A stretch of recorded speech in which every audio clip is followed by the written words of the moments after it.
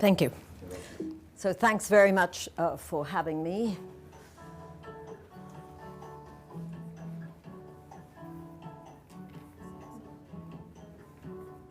Anybody know the song?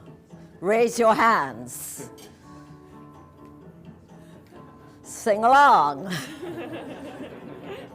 Anybody not know this music at all?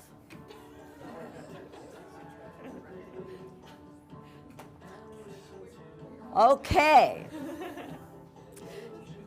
So it's real. Those people who don't know, just raise your hands again. Good. So let's hear from those who do. Who's this band? Who's the singer?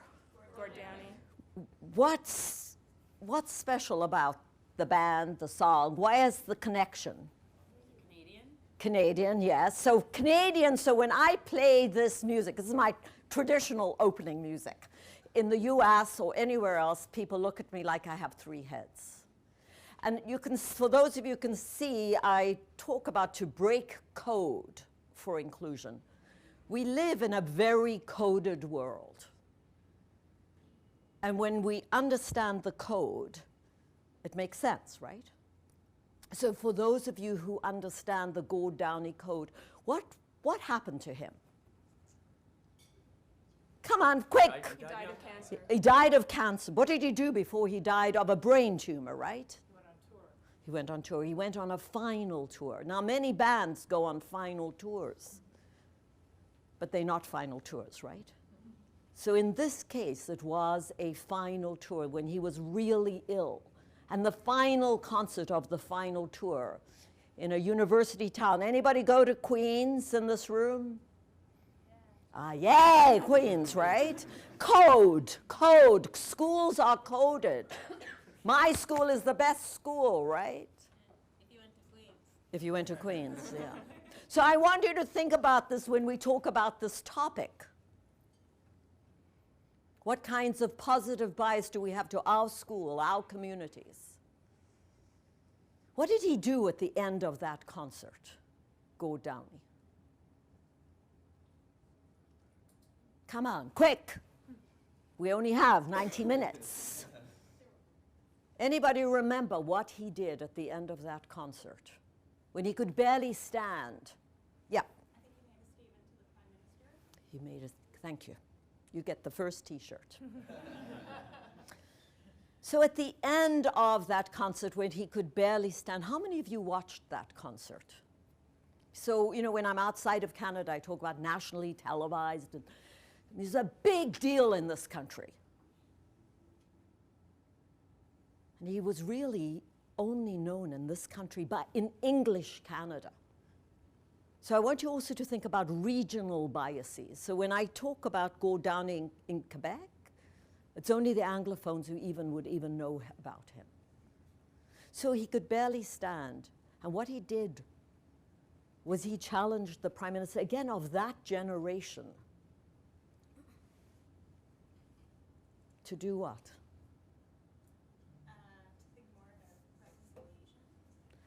So he challenged the Prime Minister on one of the biggest shames of our country. Now, every country has a badge of shame, every family, every firm. There's some things that we talk about only internally. But he challenged the Prime Minister to do something about how we've treated our Indigenous people. And it's interesting because today the Truth and Reconciliation results will come out. So I don't want you to think about this topic as academic. I'm a practitioner. You're practitioners. This is not academic. This is something that is in all of us. Anybody in this room bias-free? Raise your hands. When I was asked by the government of Canada some years ago to do a bias-free recruiting program, I told them go somewhere else. How can we become more bias-aware?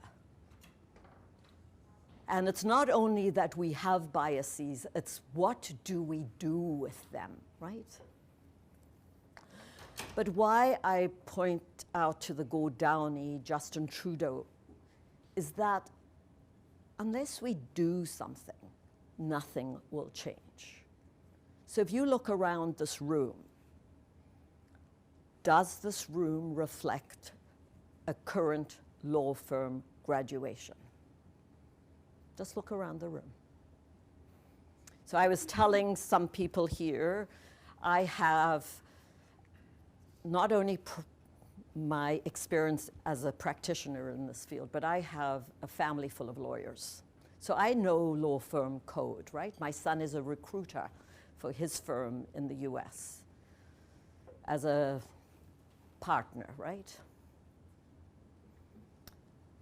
And they go to historically black universities because they're very intentional about trying to bring about a change. And nobody wants to be a token, nobody. Everybody wants to be recruited because they want to work at Torkin Mains. And that's what you're looking for, is the best candidate who wants to work here. What's your brand? Why does somebody want to work at a mid-sized firm? What's your brand? What's your reputation? And how do you work with yourselves and others so that you can have the best? So I just want to very quickly talk to the fact that we're going to talk about breaking code. If I speak in my code, I don't have legal code, please ask.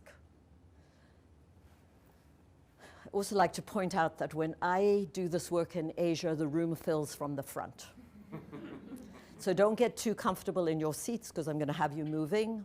I'm also going to have you moving and speaking to each other. That we are going to use fixed time today. This is 90 minutes fixed time, but this is a huge topic. I'm going to give you some suggestions of things to read, to do. Please do it. This is not a one and done. I don't like being introduced as an expert because I've always got something to learn. And how can you also have something to teach and to share with your colleagues who aren't here or who you will be sitting next to making judgments about who's the best candidate to summer here or to article here. And that, you know, we are very task-based. You don't want to spend lots of time building a relationship, but how do we build, when you're doing this very nanosecond type of recruiting, how do you build relationships?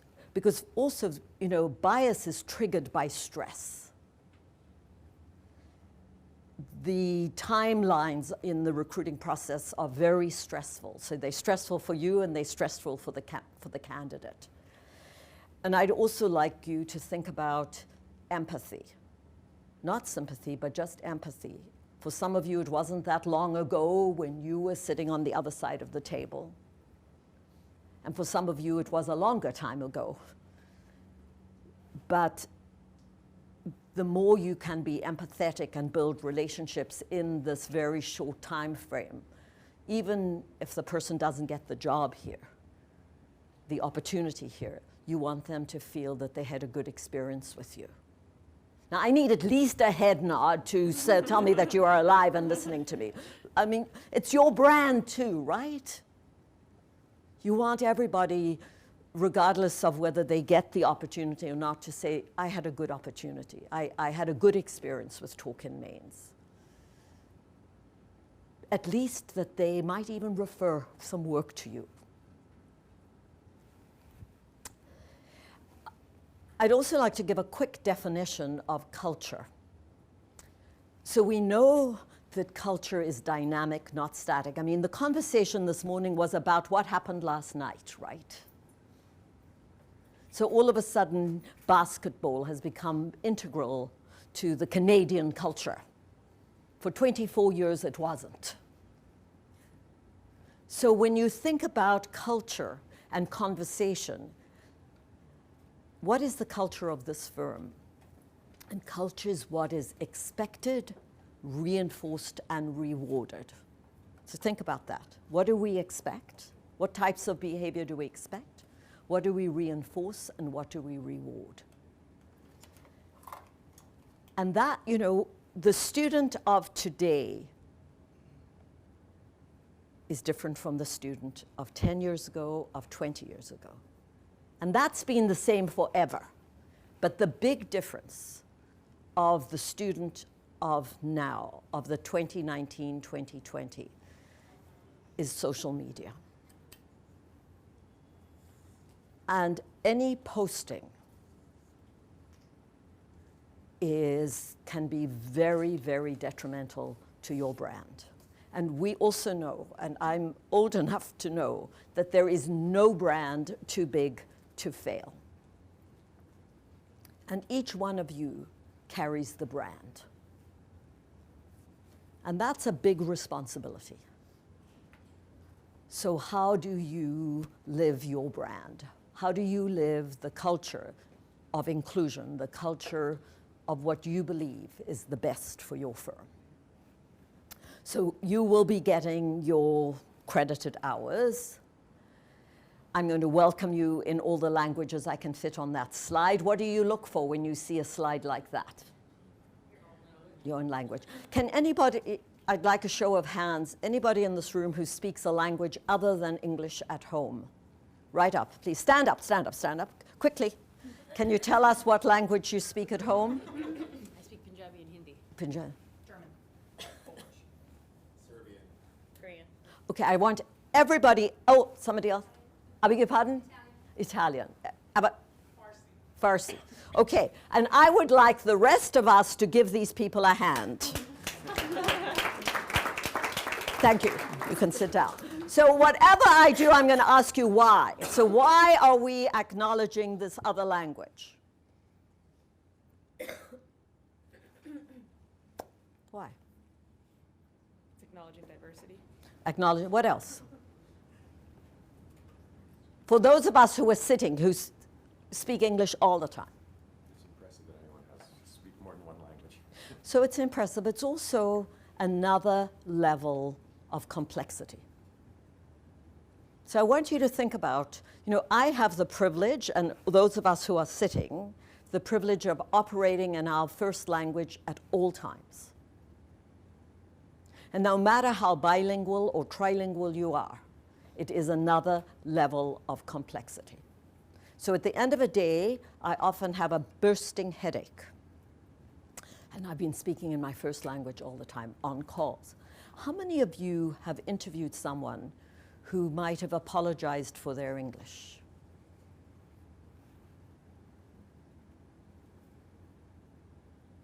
So my smart remark to that, when somebody apologizes for their English, is I tell them that it's, please don't apologize for your English. What's your first language? You know, Punjabi, Hindi.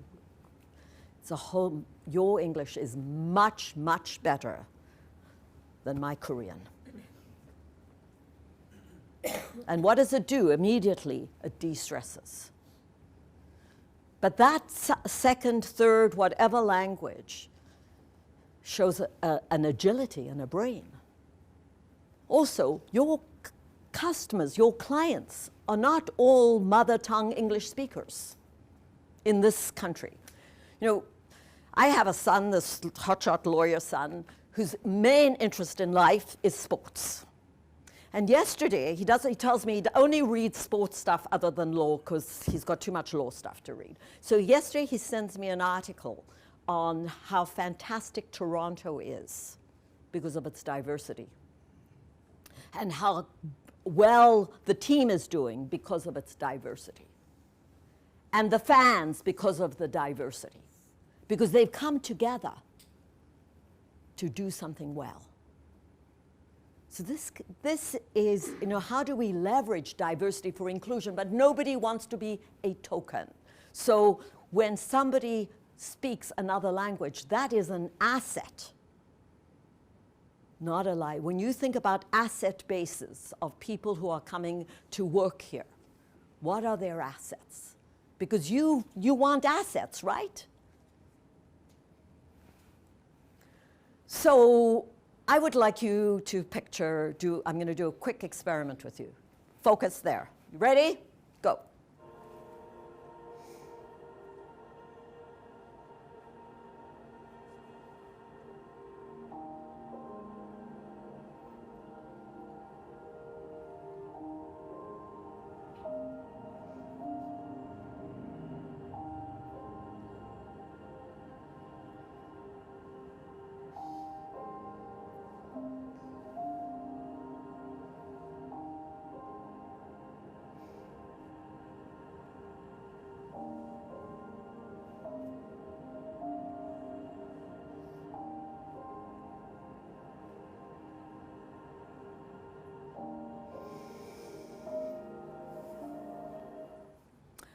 So this comes from a brief video that one of our big banks did.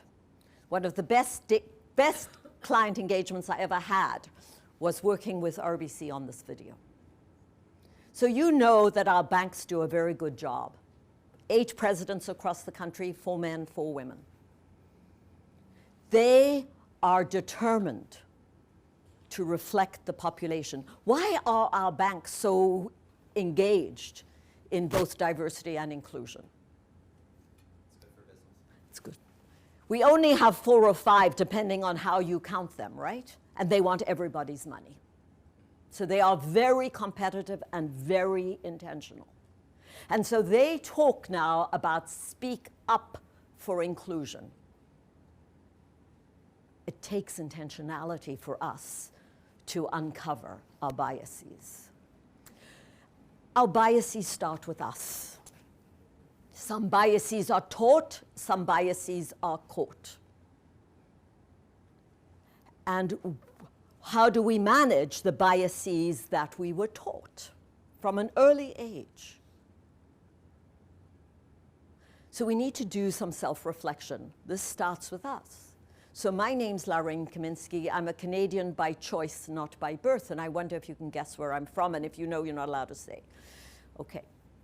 Where do you think I'm from? Just the name. Come on. Poland. Excellent, but wrong. Because husband's last name and he's not Polish either. But that's one of the nanosecond things, right? A name. So what's our second cue and clue then? England, based on accent. Lived there, but not from there. So accent, does accent make a difference? And you know, in Canada, we tend to think, you know, we're better with this stuff. So I have a friend with a Bajan accent who grew up in Barbados. She was looking for an apartment in Montreal. When she called, there were no vacancies. When she showed up at the door, there were vacancies. She's blonde, blue-eyed. So who do we screen in and who do we screen out? By accent, right? So where am I from? And why does it matter? Come on. Anybody? Any guess? No, I crossed 2 oceans to come here. We're really a risk-averse group, huh? Come on. 2 oceans. English is my mother tongue. You get the T-shirt, right. So I was born, raised, and educated in Cape Town, South Africa, when Mandela was here on Robben Island. Anybody been there?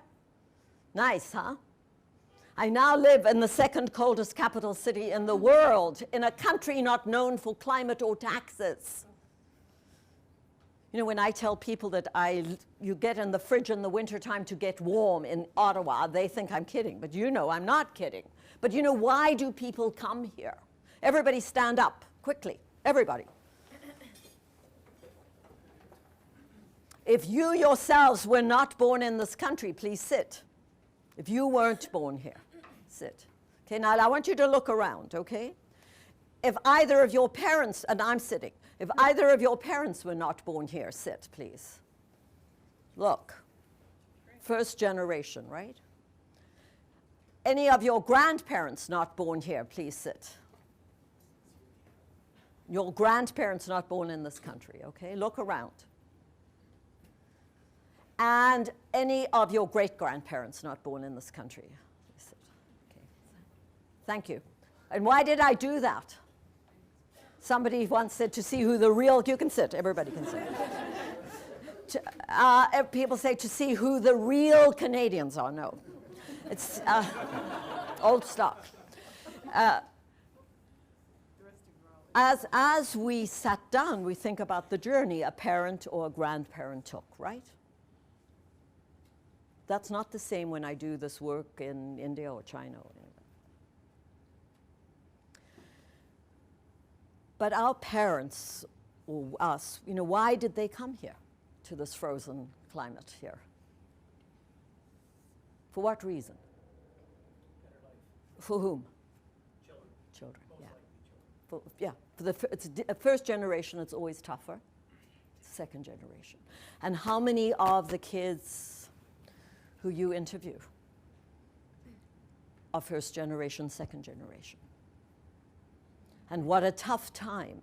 I mean, I have lots of stories of smart young lawyers, graduate double degrees, come to work in a Bay Street law firm, and how hard it is for them.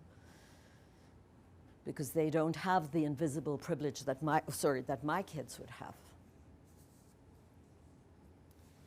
Of parents who tell them what to do, how to dress, what judgments are made.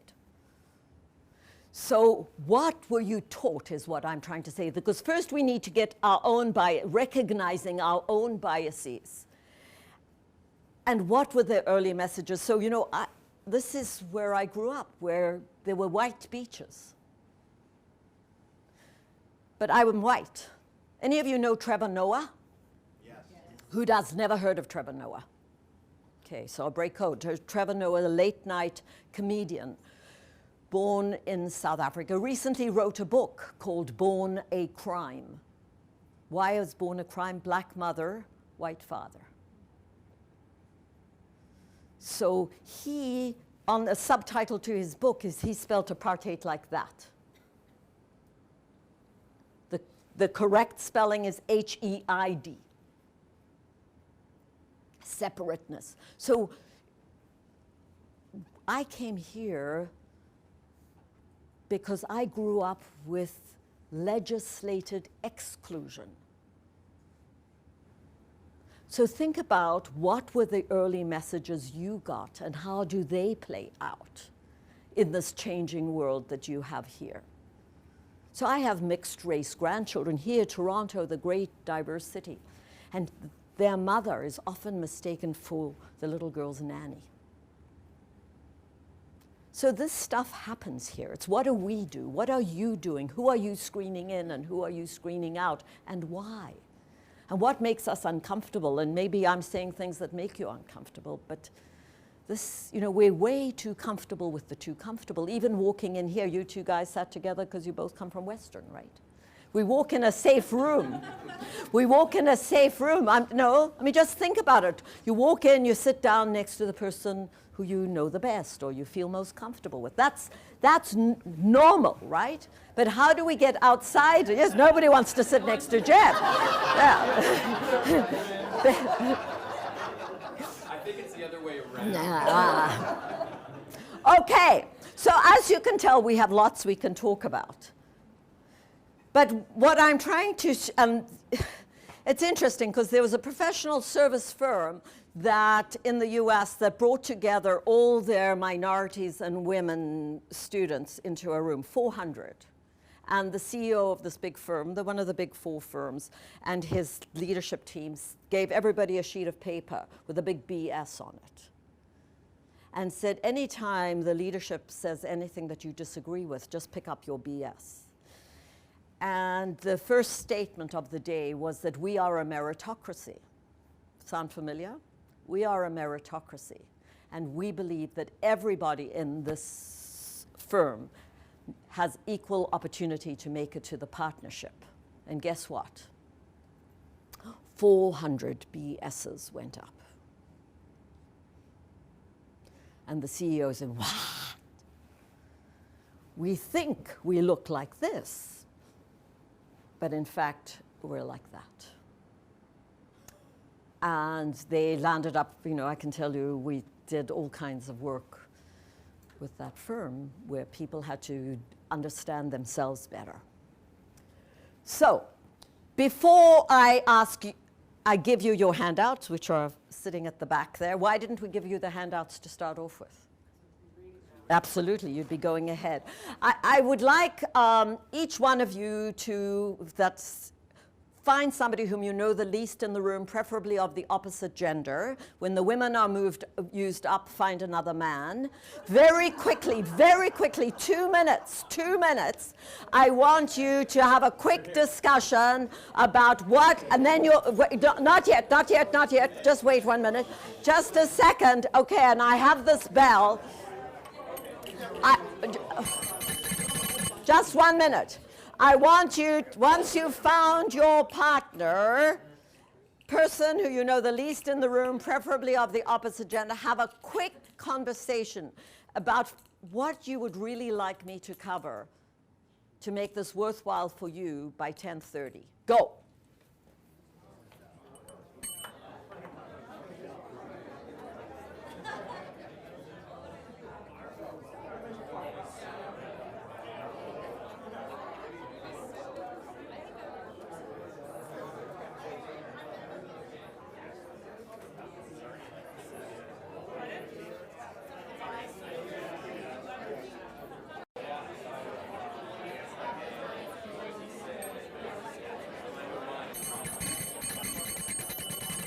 Okay, thank you. Thank you. So now that you've got somebody new to sit with, could you all try and move closer to me? I'd like those guys who're standing at the back, just come move close, stay sitting next to your new best friend. Come here, and and Nicole, maybe you can hand those out now. Okay, please come sit, this row is empty. My questions, okay, thank you. If you want more, so if you would have liked more time to talk, you can have it, just not now, all right? So these are kinds of conversations that need to continue. So it's really important for this topic not to be a one and done, oh, last year we talked about it, or 2 years ago. This is something that we need to be on our radar frequently. And to be talking to different people. So firstly, why did I ask you to find somebody you knew the least in the room, preferably of the opposite gender? Least likely they're knowing what their biases are, or what they want. Yeah, we have a different conversation with different people, right? But if we keep having the same conversations with the same people, we have that echo chamber. And we'll talk about the affinity bias in a minute. But also, the more you engage across functions in the law firm, the more we get to know different perspectives. And our perspectives are fashioned by our backgrounds. First of all, what we were taught and what we caught. And you are one firm, right? You're not just litigators or insurance people or real estate people or whatever. You want to be able to learn from each other. So that's the first thing. The second thing is, why did I ask you for what you wanted to learn when clearly they wouldn't, I had the conversations with Nicole and Len and everybody. They wouldn't have said, come in and see what the people feel like learning. Why did I ask you for yours?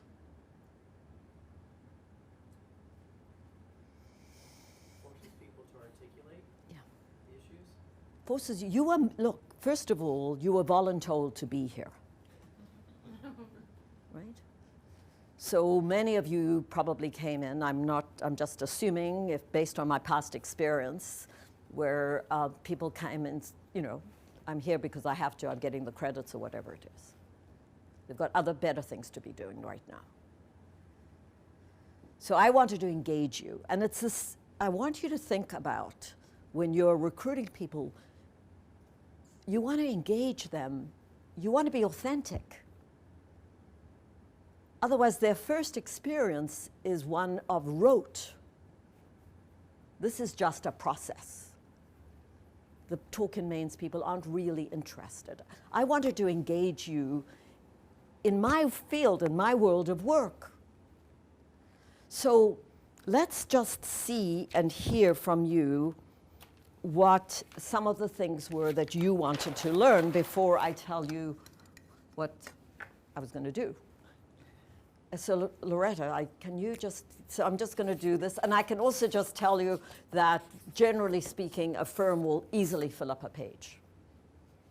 No competition, yeah. What are the possibly culturally based behaviors that we might see in an interview that might be misinterpreted as not good lawyering or not good business developers or not good client relations or things like that? So thank you, and I prompted because I really think we need to think about this, behavioral-based interviews of, tell me about your best past achievement and things. So Canada receives you know what our top 4 immigrant receiving countries are to Canada today? China. What else? China's not number 1 anymore, in even that, but still. China, India, 2 P countries. Pakistan. And the number 1 country right now is Philippines. But I mean, by the time people are going to law school, we've gone through. So in just about every of the 48 countries in Asia, children are taught. We have 2 ears, 2 eyes, and only 1 mouth. You listen double the amount you speak. The General Counsel of 3M is a client of mine. His name is Ivan Fong. He gave me the permission to use the story. Smart man. Came to the US when he was 18 from Hong Kong. He went on to all kinds of great things before he became General Counsel, as you can imagine, at 3M. He was an outside recruit to 3M. He wasn't a 3Mer. And he said he was taught by his mother that the loudest duck gets shot.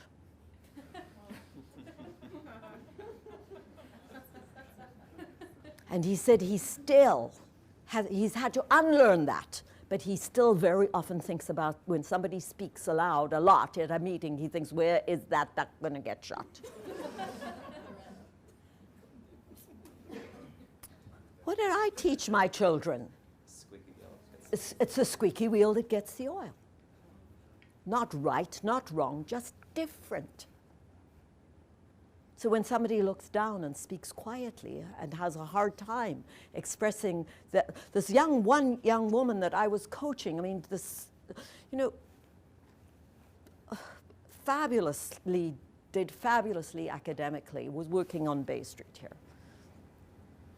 Her mother, a cleaning lady, father, pizza delivery man. She came here from China when she was 2 or 3. She had a very hard time fitting in. So she got recruited. She made it, but then she left.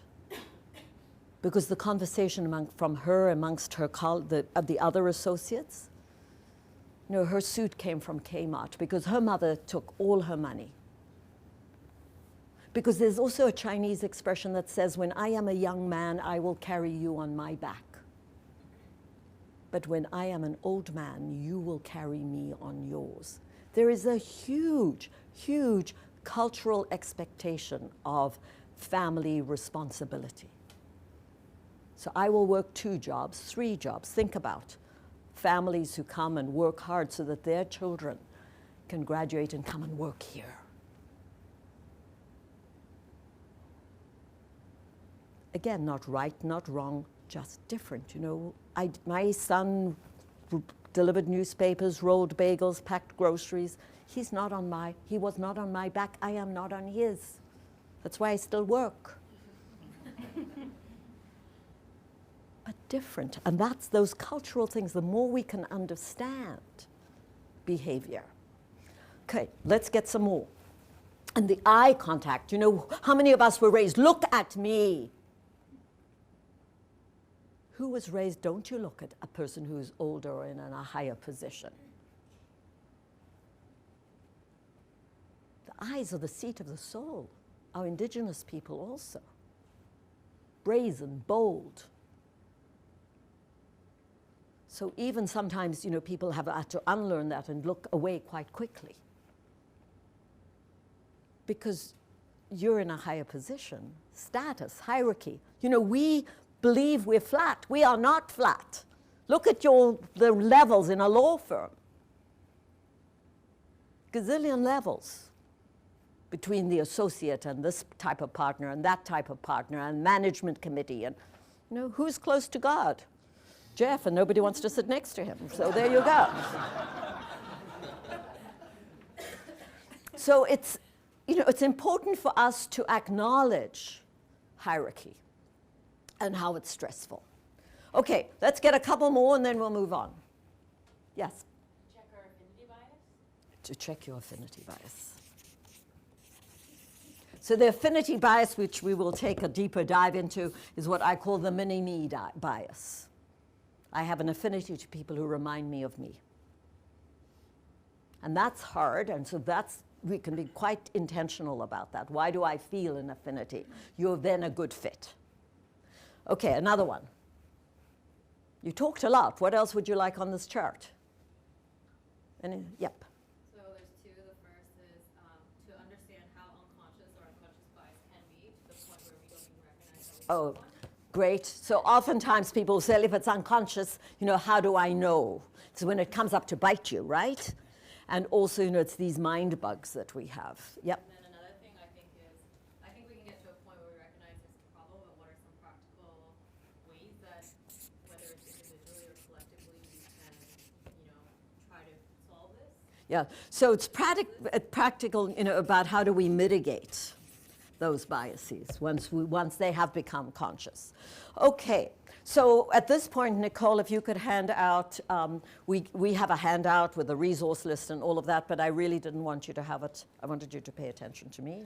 So this is what we discussed, is to provide some awareness training on the impact of early messaging stereotypes. So even that stereotype of all, every, always, all women, all lawyers. When people say all, every, always, ask them for the data. Because stereotypes are very, very dangerous. And where that stereotype comes from?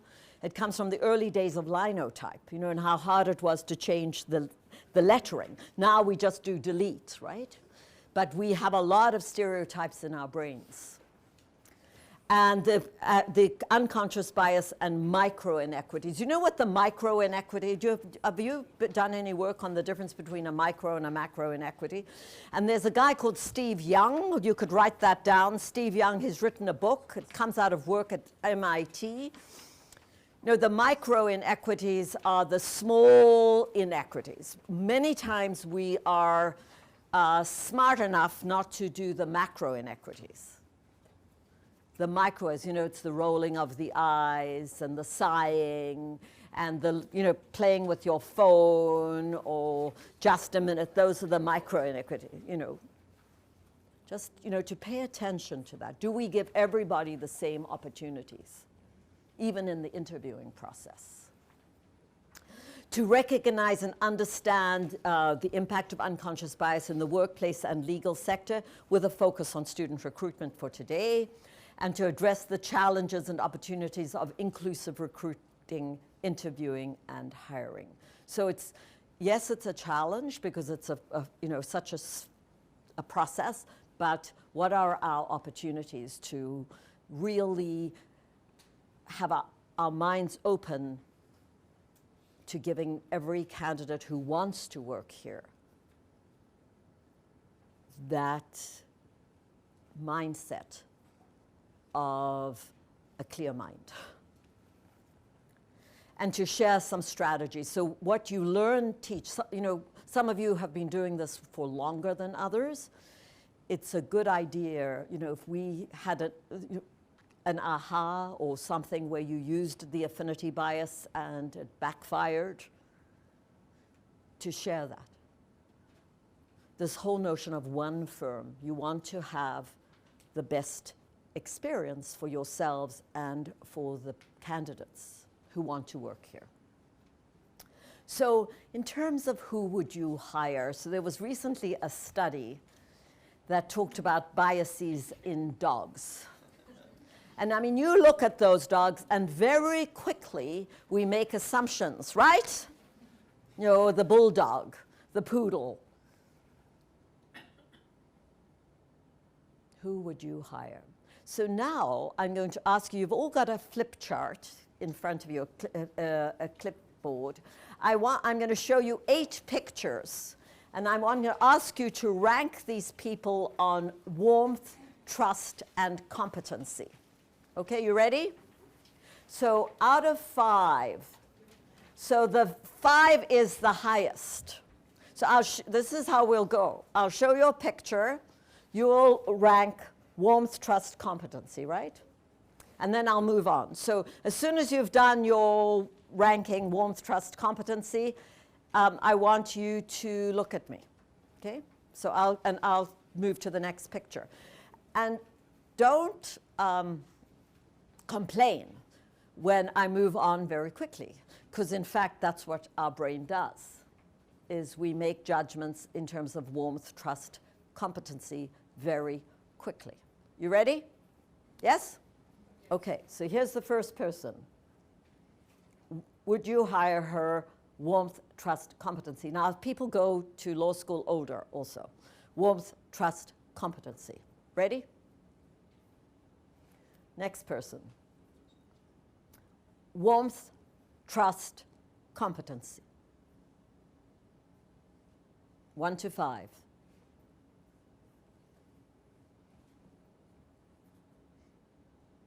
Next person. Warmth, trust, competence.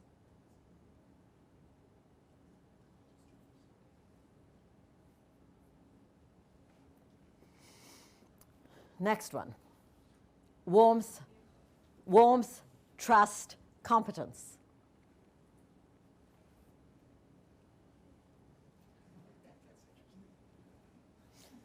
Next one. Warmth, trust, competence.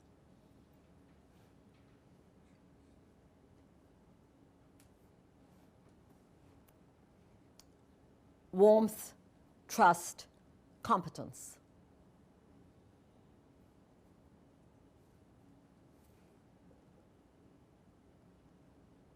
Warmth, trust, competence.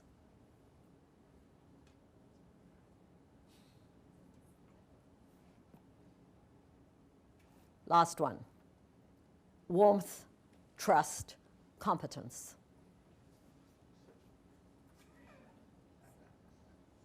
Ready? How'd you like doing that? It's horrible, huh? I had one person say, I hate doing this. I said, well, we do it. Trust me, we do it. And I am not saying you do it. I'm saying we do it.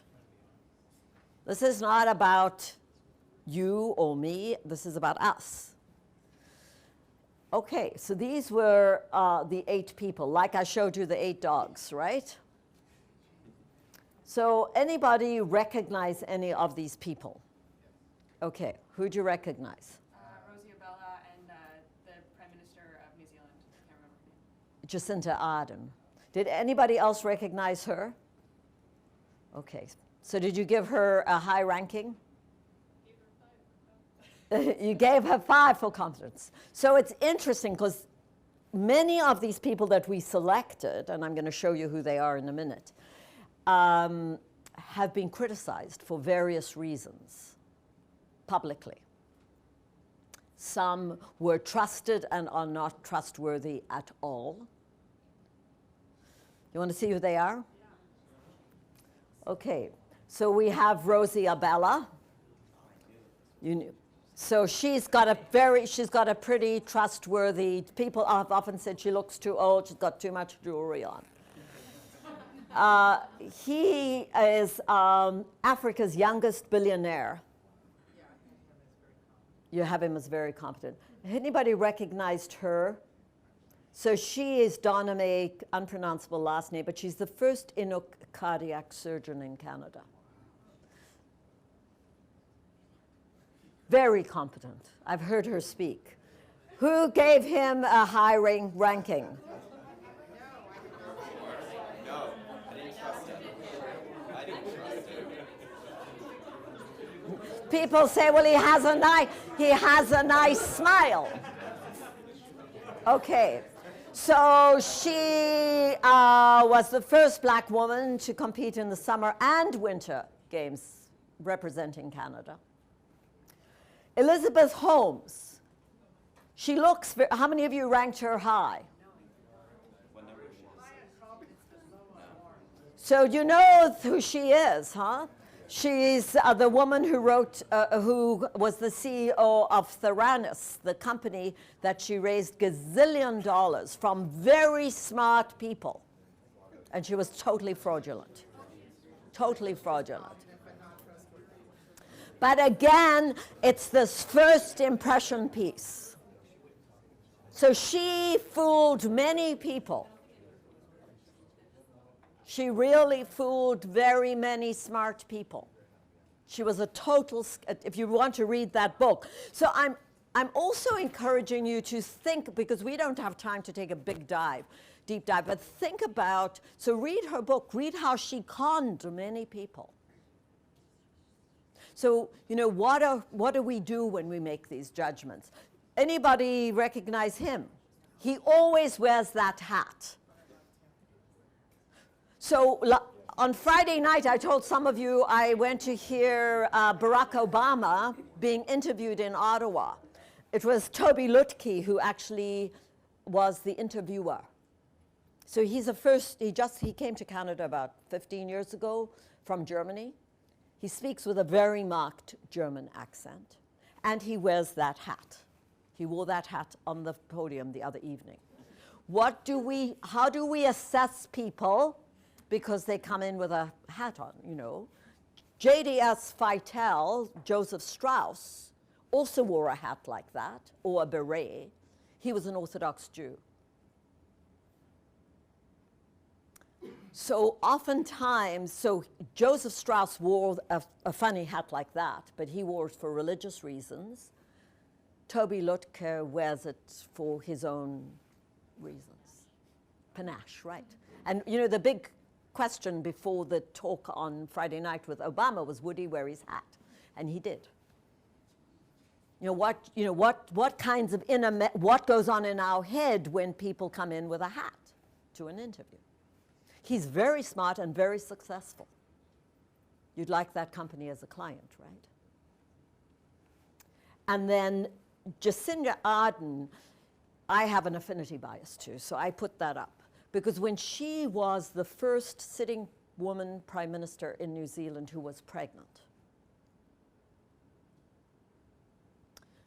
the first sitting woman prime minister who brought her baby, when she went to a Commonwealth meeting, she took the baby with, and there was lots of stuff in the paper about her and her husband and the baby. Negative press by certain press. Our president from the South made some very derogatory comment about her.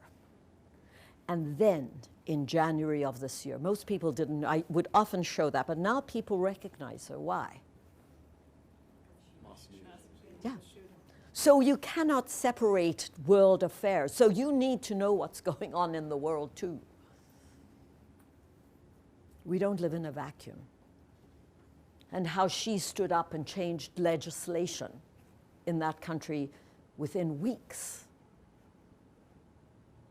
You know, we're going to talk about the benevolent bias, which comes up a lot with 52% at least of women graduating law school. You know, my comment is when people say, yes, but she's going to have a baby. You know, having a baby, you might lose your brain temporarily, but generally speaking, the brain comes back. And generally speaking, the brain is stronger. Not always, but generally speaking. And we have a long runway. Many women work long time. You know, when I got married in Cape Town, South Africa, aged 20, I married a doctor. My mother thought I had a meal ticket for the rest of my life. I work much harder and longer than my husband. Nobody has a meal ticket. And pay inequity happens. And are we transparent with that? Tomorrow I am going to Boston to speak at one of the Harvard medical schools, and my client there was telling me that they were appointing 2 chief medical officers in one of their hospitals, a man and woman. They'd gone to medical school together. They were friends. They were offered the same job. The man said to his friend, have you signed your offer? And she said, no, I'm still thinking about it. You know what they offered me? And he said, no, what? Well, $50,000 a year less than him. $50,000. And this is not ancient history, right? This is two friends a few months ago. So he said, well, let's go. And they went. And he said, either we get the same. She's not taking the job at that price. She said, I'm not. But she was told that her husband was the chief medical officer at another hospital. So she didn't need that extra $50,000. So, you know, when we are looking at making judgments and biases internally and externally, the world has changed. He was an ally. They both got the same, what he was offered, and the world has gone on. But this is something we need to think about when we make judgments, right? People talk, people share information. Any comments? Okay, so you can see where we are in the handout now? Good. I'd like you to pay attention to the attention test.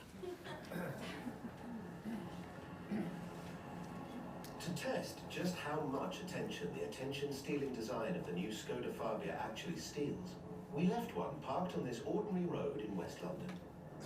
We wanted to see if its sharp crystalline shapes, bold lines, and lower, wider profile would attract the desired level of attention. Will the 17-inch black alloy wheels stop passers-by in their tracks?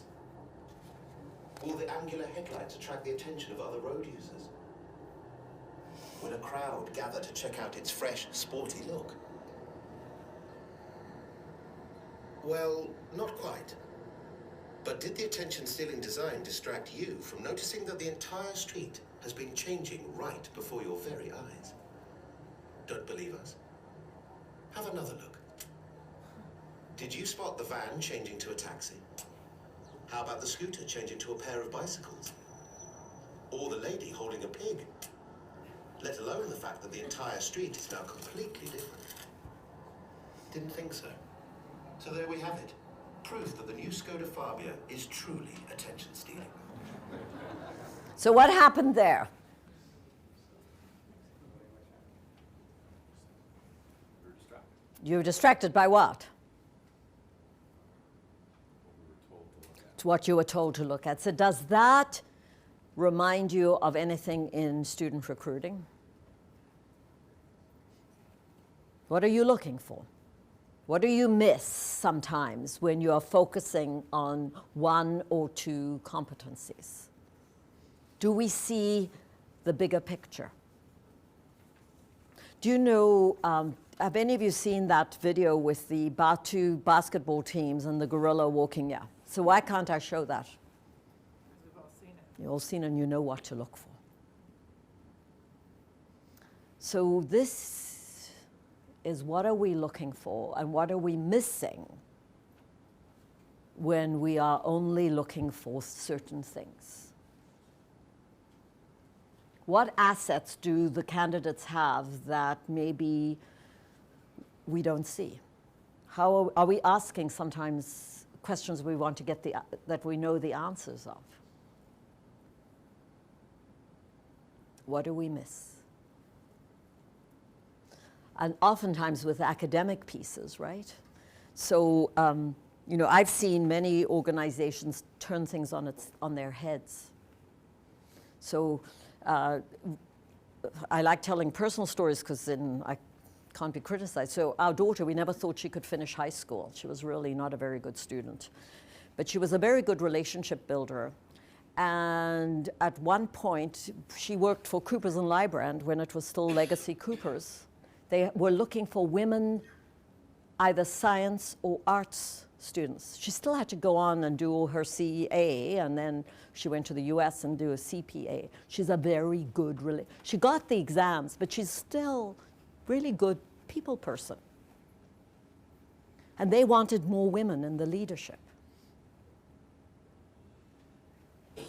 And they see her assets of her people management. So today she leads the firm in New York's biggest client. Jamie Dimon likes her. You know who Jamie Dimon is? The CEO of JP Morgan. She leads that account. I would imagine that she probably wouldn't have passed that test because they would started to look for different attributes. And then nobody wants to be a token, right? She doesn't want to be said, I'm here because I'm a woman. I'm here because I'm a good woman. She has lots of partners who can make sure that this stuff is right. They need somebody who can manage the CEO. So when we go back to those first impressions and you look at this picture, right? Only one of these two is a convicted felon.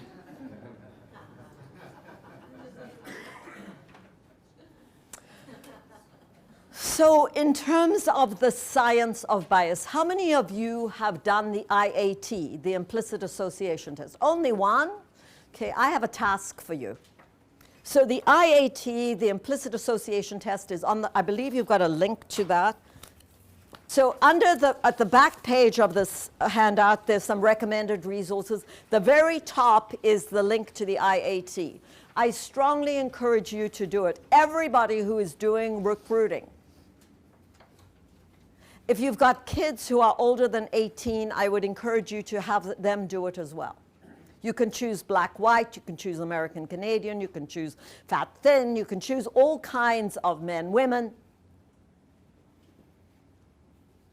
It is a good, and it is an excellent test. And while I'm here, all of these things are good. The hidden brain, anybody of you listen to those podcasts? Easy to listen to a podcast. If you look, the IAT was devised by Dr. Banaji. The first book here, Blind Spot, Hidden Biases of Good People. Any of you read that? It's an easy read. Any of you read Daniel Kahneman's book, Thinking Fast and Slow? Not an easy read. He won the Pulitzer for it. He talks about the difference between your fast brain and your slow brain. We use our fast brain a lot. He encourages you to think about using your slower brain. Summer reading, whatever. If you read these books, share what you've learned with others. Those two, the Verna Myers book, Moving Diversity Forward, How to Go from Well-Meaning to Well-Doing. She's a Harvard-educated black woman lawyer who did this kind of work, like me, for law firms in the US.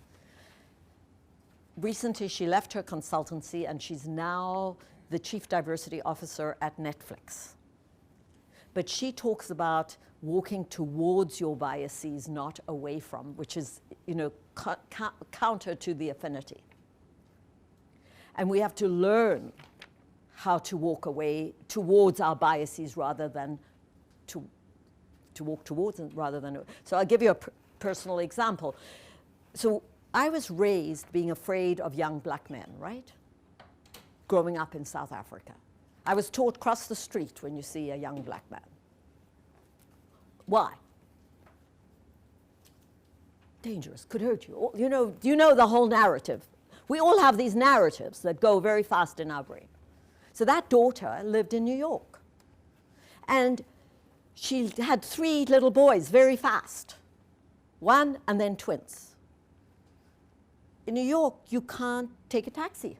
You have to put children in the subway, right? Because it's illegal unless there's seats, and you're not going to have 3 car seats. So I would stand at the top of the metro, hoping somebody would come and help me get those kids and the strollers downstairs. I learned very fast that the only people who saw me were strong young black men. Everybody else walked by me.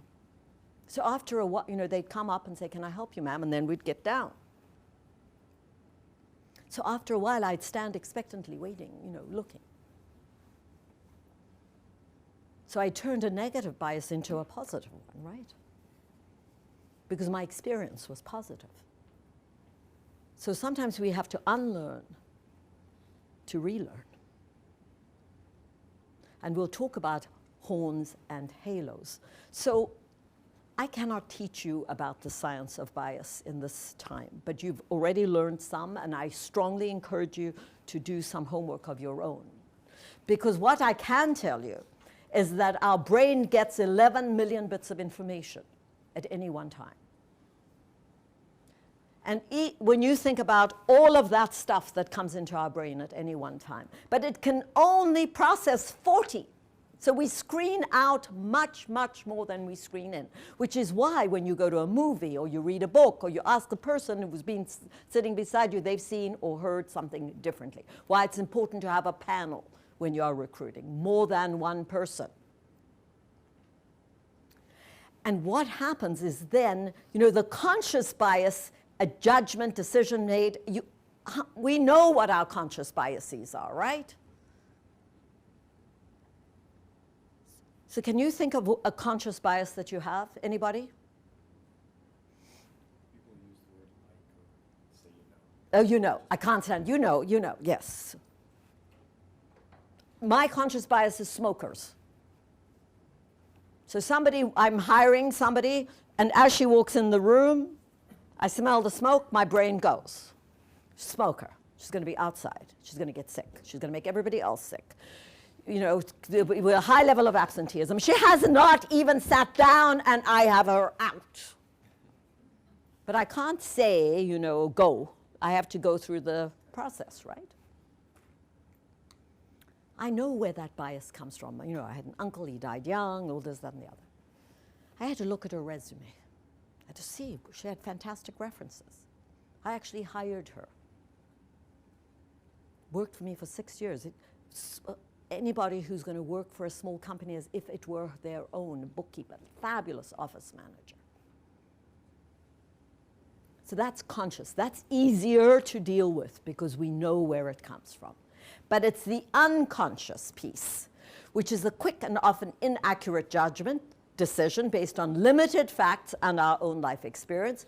And the most important piece, I think, in the law firm situation with recruiting is that this gives certain individuals and groups both unearned advantage. So who do we give an unearned advantage to?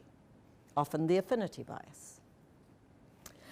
And an unearned disadvantage. Who do we give a disadvantage? You went to that school. I don't know, never heard of that school. Foreign trained, accent. Don't like the way they're sitting or looking. So coming to Canada, I had 3 unearned advantages, right? What were my 3 unearned advantages coming here? Language, race, transferable education. How many people do we know who have non-transferable education? So I want you to think about who is getting the unearned advantage and unearned disadvantage. So, because by the time you look at resumes, they've been screened. So who gets the unearned advantage? The team player, the sports person. I would never get a job here. And it's coded. So when my son, he tells me these things, and of course I can use them as examples. He did a degree in broadcast journalism before he went to law school. He didn't get Don Cherry's job or anything. He knows everything about sports. So when he was interviewed, the first thing that the partner said, "Oh, you come from Ottawa." I can't, the interview ends now. So he said, "Why?" And he said, because I'm a Flyers fan. Well, of course, my son loves the Senators. There they went. Got the job. Coded interview. I would never have got that job because he probably was asked some difficult questions about the Senators, and my son would have all the history about the Senators. So I want you to think about what are the kinds of things that you talk about, that you engage with, because that's where the mind bugs come from. And what do we do with those mind bugs? How do we recognize them? And only we can recognize those mind bugs. So we know that a little bias goes a long way. And if you Google the word bias, unconscious bias, there will be hundreds and hundreds of biases. But for the purposes of this workshop and my work, I can only usually do 3. which are, and I try and make them very easy so that we can all remember them and we can all call each other on them, right? The ABCs of bias. But I was also told that you were smart people. So I thought that we would do, I'm going to give you 4, an enriched class. So the A bias we already talked about is the affinity bias, right? The mini-me bias. But I'm also going to talk about the attribution bias, which I think goes very well in law firms. The attribution bias is it's not my bias.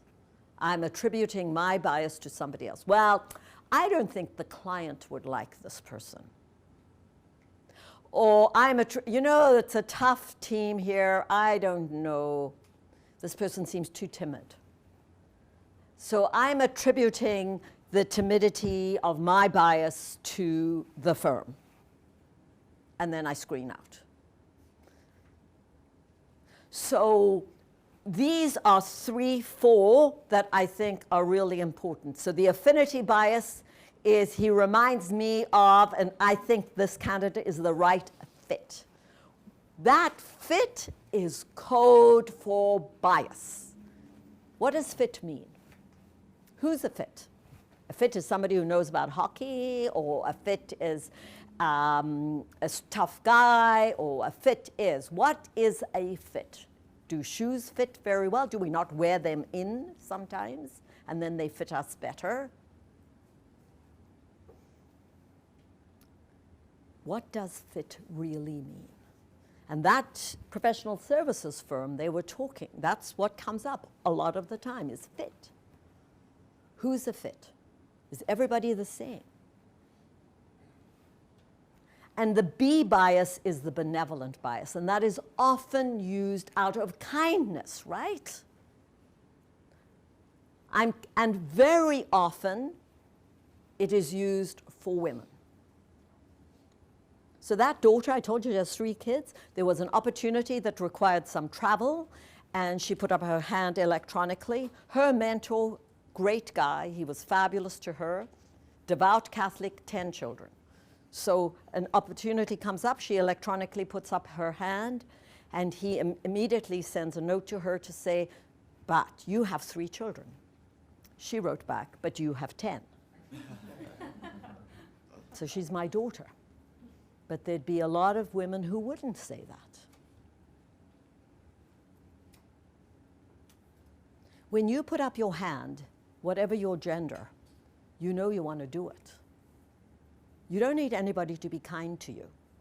When you come back from mat leave or pat leave, mostly mat leave, you know you have a child. From the minute you get pregnant, you know most likely there's going to be a baby. You start thinking about that baby. You don't need anybody else to help you. You've got enough, you've got your support system. And when you come back to work, you know, you're ready. You know, in Canada, now it's 18 months. Good news, bad news. How you manage that. You know, in the US, 6 weeks disability. But when people come back, they're ready. They want it. Ask. Why? Why do people assume that you don't want a tough client or a tough assignment or a tough anything? Ask. That's all. You can say no. Or maybe not now. Maybe in 3 years' time. I want to do it. I don't need anybody else to make decisions for me. She might not be able to handle some of the challenges that come with working here. Her skin isn't thick enough. Well, in all the list of competencies at Torkin Mains, do you have, where's your HR person, is thick skin a competence? Or is thick skin code for a jerk? That I have to work, that somebody here has to cope with living and working with jerks? What's your brand on the street then? Is that something that you want people to know? Oh, don't go, that guy, usually, sometimes it can be a woman, is tough to work with. Fair is good, but tough because mean and mean-spirited and unkind. How many of you have daughters? Raise your hands. Would you want your daughters to work here, or only for certain people? Well, those certain people are carrying a positive brand, but the jerks are not. And you know, when you're recruiting for the firm. You're not recruiting for an individual. And the word on the street is on the firm. That's your brand. So that benevolent bias, think about it. And then the last one here is the confirmation bias, which is, you know, oh, you're looking, you know, we worked with someone like that, we hired somebody like that before, it didn't work out. Oh, you know, that school or whatever. I'm confirming my own bias. I'm looking for confirmation of my bias. So what that does is that we give certain people horns and certain people halos. And have you ever had the experience where you gave somebody a halo and it turned into a horn? Or somebody a horn and it turned into a halo? So I want you now to take a minute and speak to your new best friend and just share an example of horns and halos. Who do you give horns to? Who do you think as recruiters you give halos to? And what sorts of attributes do you give horns to, and which do you give halos to? Or who did you give, you know, you can just have a 2-minute conversation on horns and halos and how it impacted on you. Go.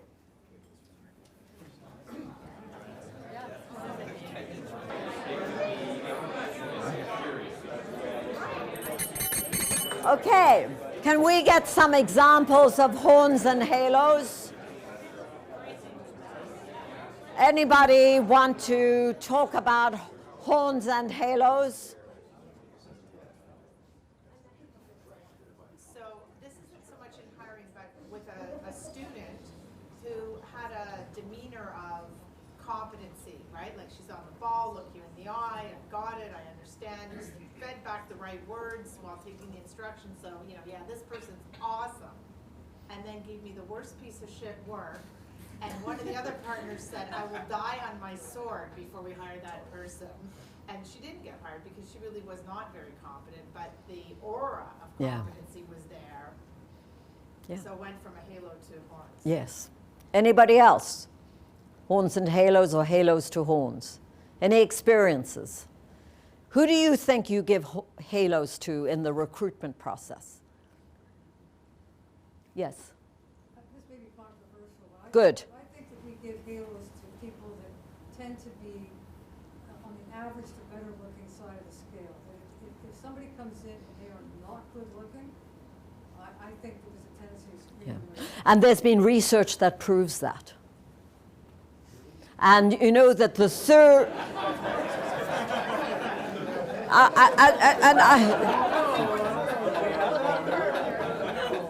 But you know, you joke, but there's also, as I'm telling you, that, you know, I'm off to do this work with the neurologists this week, that the 3 biggest conscious biases in terms of healthcare disparities are, first, race, second, gender, and you know what the third one is? You smart people, come on. Weight. Size. Not taken seriously. If you don't take care of you, I'm not going to take care of you. And diagnoses missed, treatments misplaced. But I'm also going to get back to another, you know, I'm hoping that you're sort of thinking a bit differently. But some of you may be thinking, well, you know, look, we're a business. How does this impact on our bottom line? I mean, why are we investing time and money in this stuff? So we know today, I mean, again, there's been, you know, lots of work on the business case for both diversity and inclusion. So you also know that your clients are asking, And there's something called supplier diversity. So that would be a very strong business case, that the banks, for example, the law firms, professional services, there's the legal leaders for diversity who are saying that in the corporate world, we will not hire a law firm if it is not representative of our client base. I mean, there's lots of stories that I can tell you. How there was a pitch for one of our big banks' marketing, and the team came in, and the bank's chief marketing officer looked at the team, and you can imagine how hard they pitched. They worked on that pitch. And the chief marketing officer looked at the team and said, how do you know what our customers want, what will resonate with them? And said, when your team is more reflective of our customer base, come back. And he turned on his heel and left. And I can tell you many more of that. So that's, we don't want, that's the stick piece, the compliance piece. You don't want to be out of compliance, first of all, but you also want the brightest and the best. And people who want to work here, who aren't making this their second choice. So what is it about this firm that will attract and then retain? You want to keep, the odd lateral person that you want. Who wants to come here? What's your brand? And that's the business case. Because the cost of turnover, of somebody being recruited from here to another place is hard. And what's your reputation? What's your brand? And we also know that law firms are an up-and-out culture. What do you want your alum to say about you? What do you want your alum to do when they leave here? Give you work. And again, the hierarchy. So that son of mine, he and his friend, the friend was leaving to go to Cincinnati from New York. And not one partner showed up at his goodbye party, not one. He didn't have a job to go to. It was not a waste of time, right? 3 months later, he got a job at GE Aeronautics in Cincinnati. He calls my son and he says, you won't believe it. 3 partners are flying down to take me to lunch. I'm going, a nice restaurant. But if they think that there'll be 1 dime of business coming from me, they're dreaming in Technicolor. He was so hurt. You want your associates to work hard. And when they leave, you want them to leave here feeling that this is a good place to refer work to. So there are many, many business cases and people cases. So what talent are you passing by and why? So I was working at a law firm one time, and there were these lawyers sitting there, and usually we had tables and everything, and one guy said, I didn't understand, I really didn't buy into this, but then all of a sudden I realize I give halos to the people who spent 3 summers volunteering with Habitat for Humanity overseas. I like to see that means they've got they've got a good heart and they're spending their summers doing good stuff. And the other guy says, oh no, I'd say that person has a sense of entitlement, silver spoon. I like the guys who spent 3 summers working at the plant, because that's what I did. So discuss this. Who do we give horns to? Who do we give halos to? And why? Who do we say we have a sense of entitlement to? So very often we have a positive intent and it has a negative impact. So a ton of feathers still weighs a ton, right? The drip, drip, drip, drip, drip. And to think about what is an unearned advantage, what is an unearned disadvantage, right?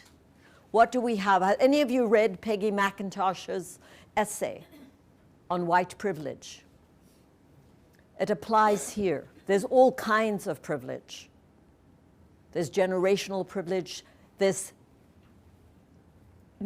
I disclosed my sexuality, right? I talked about my husband. I was recently at a client or potential client, and they said, we are very inclusive, but we would prefer you did not talk about the gay stuff. 4,000 people, we have no gay people here. I said, really? How big are your closets? And who else is in them? Yes, we can have Pride Month, right? I don't work with companies with closets. Because, you put somebody with a disability, somebody with a kid with a disability, somebody with a parent with a disability. Also in the closet. You must have very crowded closets. So think about that. Because we have, this is a brief video about double standards in He's the boss, she's bossy. The negative way women are perceived at the office in a new ad for Pantene that's gone viral. It's hit a nerve, so we set out to find the truth. Are women who act exactly the same as men seen differently? Listen to this woman. How do you feel about her as a job candidate? I know the Windows operating systems like the back of my hand, no problem. Now, listen to him. I know the Windows operating systems like the back of my hand, no problem. The candidates in these videos are from the Yale University hiring experiment. The resumes identical. The interviews identical. It's true that the size of people The only difference is gender. But when it comes to who got the job, The male applicant had better soft skills. Say that a woman was arrogant and overselling. in hundreds of evaluations, the female job seekers come off as more aggressive, are rated less likable, and they're less likely to be hired. Isn't it a catch-22? You're supposed to be strong to get that job, and you're saying if you're too strong, you won't get it. You need to behave in this dominant way to advance as a woman in the workplace. But you're seen negatively because that's not how we expect women to behave. And if you think this is just male bias, it's not. Both men and women doing the hiring made the same call. If there's a level there, it's like that might be okay to be a manager, but then there's a step above that, not just sort of. So let's talk. And when we revealed our study results, I was surprised by my reaction. What does that say about us? We have a long way to go. a science experiment with real-life lessons about who gets the job, who gets passed over, and why.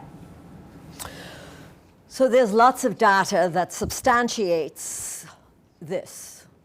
And that's often a conscious bias.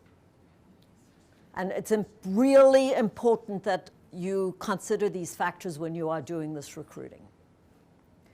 So what's in a name? So, there was a lot of work done in the US about African-sounding names or black-sounding names that were put on the discard pile. So they did a study in Canada. Guess what? Same result. So, what's in a name? Canadian job seekers with Asian names are 20 to 40% less likely to receive a callback simply because of the name. Same thing with Islamic sounding names. So how do we screen people in and out? So first of all, we look at the schools and we make an assessment. And even though in Canada we don't have Ivy Leagues or we don't have Oxbridges, we know which universities we believe you only have to breathe to get into and get out of. And they are ranked. I mean, we rank our schools. And we make judgments about who gets in and who gets out and what they do with it. So I want you to think about that. And then, we look at the other types of biases. So we have the gender bias. We have the communication skill bias. We have the LGBTQ bias. We have a generational bias. Me, if you'd have asked me, I didn't have a generational bias. Would I have a generational bias? No. This diversity, of course not. So I was looking for a good office manager. I hope you like not office manager, researcher. So I hope you like my presentation, embedded music, embedded videos, all of that. I do none of it. So I was looking for somebody good, I interviewed her. She was living in Kingston. I live in Ottawa. She told me that she was going to move to Ottawa. So she taught me to use Dropbox and Skype. Because what's a baby boomer's mental model of an assistant? Where does the assistant live or sit? Right in the office next to me. The fact that I'm almost never in my office was irrelevant, right? But I wanted her in Ottawa. So after, she tells me she's going to move. After 6 months, I say, when are you moving? Oh, her accommodation fell flat. And after another 6 months, she says that her parents live in southwestern Ontario, so she's 2 hours closer. 6 years later, where does she live? In Kingston. And I probably wouldn't have hired her if she had told me that she was never going to move. An outdated model. I want you to think about, what are outdated models? Do you practice law the same way today as you did 5 years ago? How many admin assistants did you used to have, and how many do you have now? How do we do work? We work differently, right? Anywhere, anytime, any place.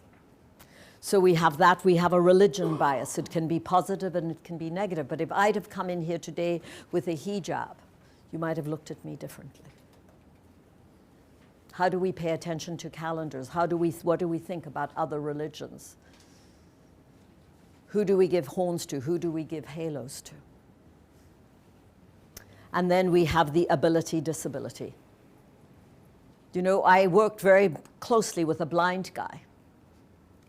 Another, and you know, I thought I was not biased against blind people until he wanted a job with me. He would tell you that lights are accommodation for seeing people. He didn't need the lights. How did I become more comfortable with the uncomfortable working with somebody who was so different from me? Accessibility. So rethinking our criteria. I knew you would do a great job the moment I saw you. We need to sort of unpackage that. Why? Why was that person going to be great the minute you saw them? So consider what kind of characteristics we select when hiring job candidates. Are they due to a preference? Are they due to a tradition? We've always hired people like that. Or is it truly a requirement? So we often have to question ourselves, you know, do we need the diversity of the team? And that's another thing in terms of the business case, is that there's piles of research that says that diverse teams, if they are inclusive, outperform homogeneous teams all the time. But if they are not inclusive, if we hire somebody who's got a different way of thinking, diversity of thinking, we hire somebody with a different background, we hire somebody with a different gender, we hire somebody of a different gender, and they are not given an opportunity to speak or be heard or treated with respect, then you may as well just go with hiring a whole lot of mini-me's. It's no use hiring diversity without inclusion.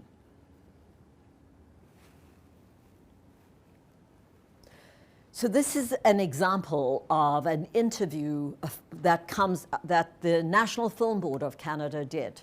It is in French, so I'm not going to show it, but what happened is that this guy comes in and he's had all kinds of experience.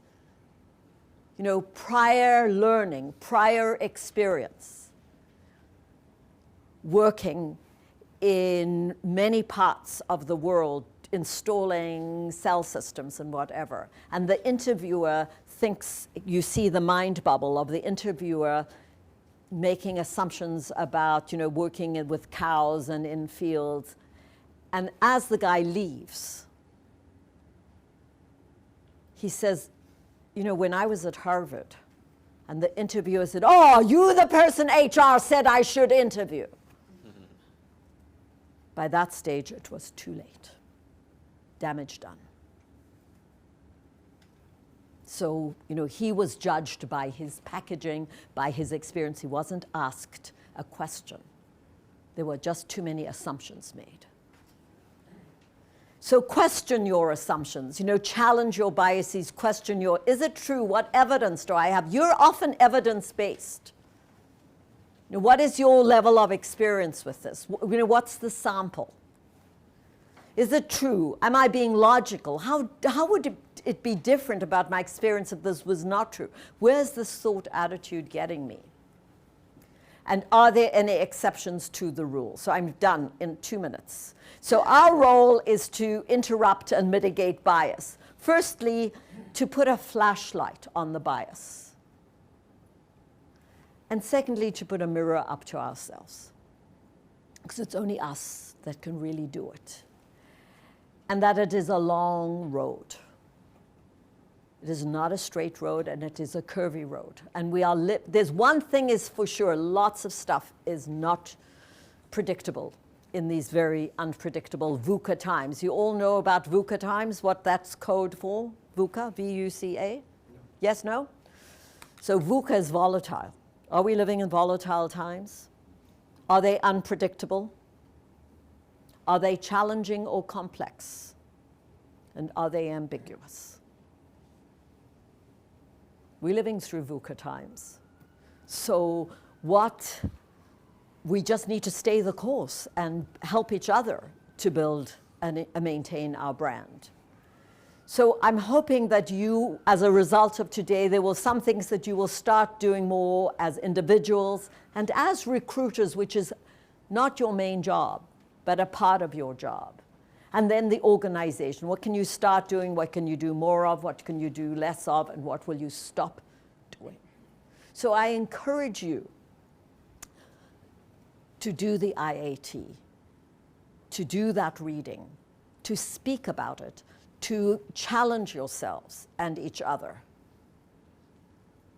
so that the next recruiting season is one where you have an additional lens and an additional perspective.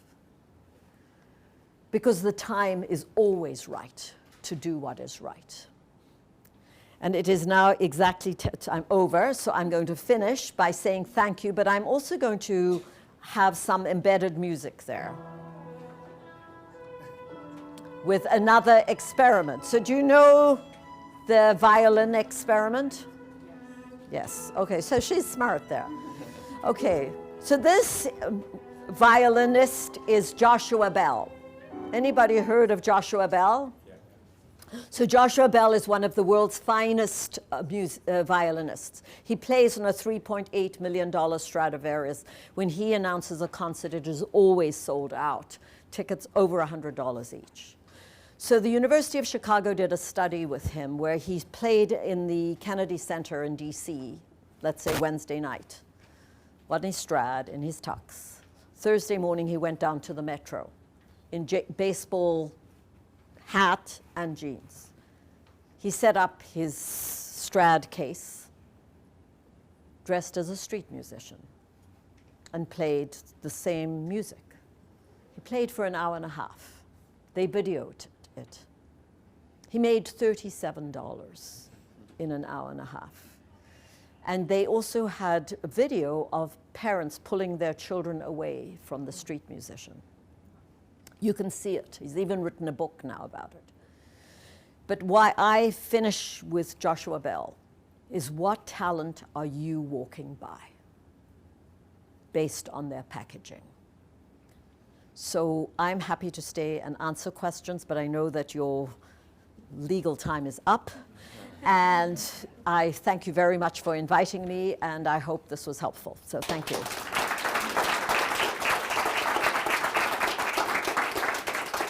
Any questions? Oh, and the other thing, just last tip on the cultural side that Loretta had, is that in Western cultures, children are encouraged to ask questions. We also talk about there are no dumb questions.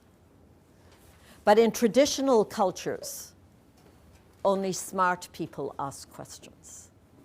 And so people are very taught to be humble, and only stupid people ask questions. And you do not ask questions. So in finishing an interview with, do you have any questions? You're better off prefacing with, you know, we really encourage questions at our firm. We believe that it's a great way of us all learning. So if you have any questions, please ask them, rather than that direct, you know, are there any questions? I mean, look at how quiet you have all been. I mean, again, when I work with law firms, people don't ask questions, especially when there's a rankage of hierarchy in the room. So thank you once again. Thank you. Thank you.